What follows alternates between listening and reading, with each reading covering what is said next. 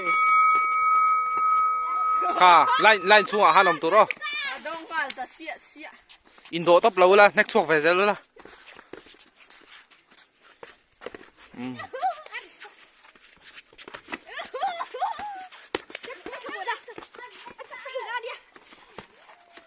nui lâu tu ro nui hầu lâu tu rin next pop rau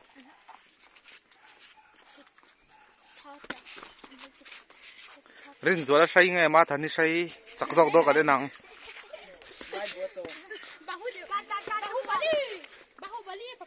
pakhat hi chu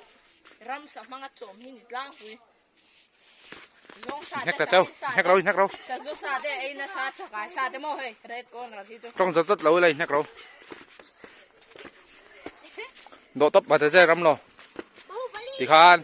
ika ta ngay nhắc chuộc lại top dễ lắm gạt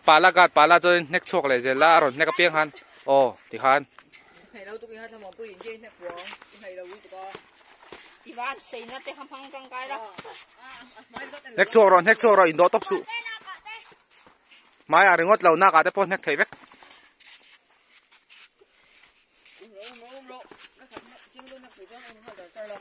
thì han na cả te mai à te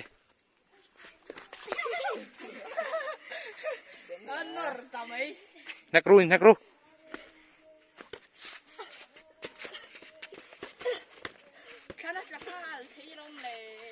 chuộc